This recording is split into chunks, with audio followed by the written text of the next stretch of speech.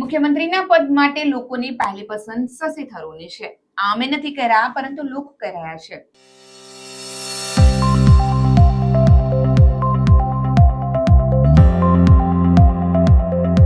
નમસ્કાર દર્શક મિત્રો, હોટલાઇન ન્યૂઝની સાથે હું છું સોનલ. વાત કરવી છે આજે એક એવા સર્વે પર કે શશી થરૂરના તાજેતરની અંદર જ એમને ટ્વિટર એકાઉન્ટની અંદર એક ટ્વીટ કરી છે. એમાં એમણે જણાવ્યું છે કે તિરુવનંતપુરમના કોંગ્રેસના સાંસદ શશી થરૂર અને કોંગ્રેસ હાઈકમાન્ડ વચ્ચે તણાવની અટકળોની વચ્ચે એક સર્વે સામે આવ્યો છે.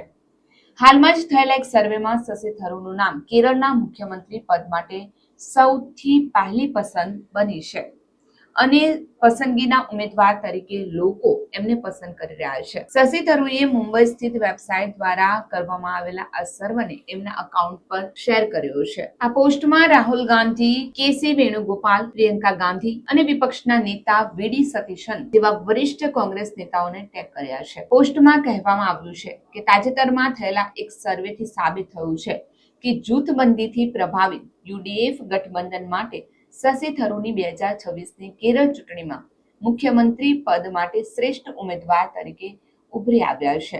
આ સર્વે છતાં પણ કેરળ પ્રદેશ કોંગ્રેસ સમિતિ નવા નિયુક્ત પ્રમુખ સની જોસેફ તેમજ ઓછા આંકવાનો પ્રયાસ કર્યો છે. કોંગ્રેસ યોગ્ય પ્રતિકારને અનુસરીને ચૂંટણી પરિણામો પર જ તેમનું નેતૃત્વને પસંદ કર્યું છે. કથિત રીતે મલ્લિકાર્જુન ખડગેની સામે પાર્ટી અધ્યક્ષની ચૂંટણી લડ્યા બાદથી શશી થરૂરના રાષ્ટ્રીય કોંગ્રેસ નેતૃત્વ સાથેના સંબંધો તણાવપૂર્ણ રહ્યા છે અને હાલમાં એવી ચર્ચા પણ તેજ થઈ છે કે શું શશી થરૂર બીજેપીમાં જોડાશે.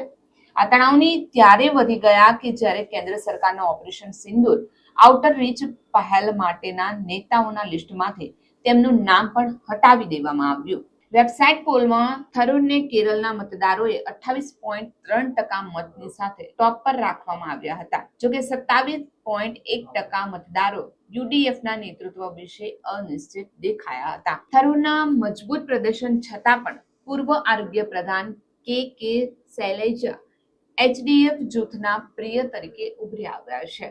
તેમને 24.2% મત મળ્યા, જ્યારે વર્તમાન મુખ્યમંત્રી પિનરાઈ વિજયનને ફક્ત 17.7% મત મળ્યા લોકોનું સમર્થન મળ્યું છે. એટલે કે એવું ગણી શકાય કે હજુ તો શશી થરૂરના કઈ પાર્ટીમાં સાથે છે.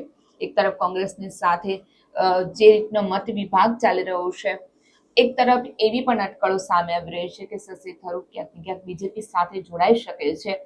શશી થરૂર કયા પક્ષમાં રહેશે એના પણ ઠેકાણા નથી અને સર્વેમાં સીએમ બનવા માટેની લોકમાંગ ઉઠવા પામી છે.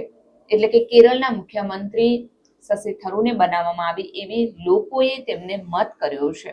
એ સર્વે અનુસાર હાલ બહાર આવ્યો છે. આ અંગે તમારું શું માનવું છે કે કેરળના મુખ્યમંત્રી તરીકે શું શશી થરૂરની પસંદગી થવી જોઈએ કે કેમ? આ અંગે અમારા કમેન્ટ બોક્સની અંદર જરૂરથી જણાવજો. જો તમે અમને ફેસબુક પર જોયા હોય તો અમને ફોલો કરજો. આવી જ નવી રસપ્રદ માહિતી સાથે આપણે ફરી મળીશું. હાલ મને રજા આપશો. નમસ્કાર. જો તમને અમારો આ વિડીયો ગમ્યો હોય તો લાઈક, શેર કરવાનું ચૂકશો નહીં અને અમારી યુટ્યુબ ચેનલને સબસ્ક્રાઇબ કરજો.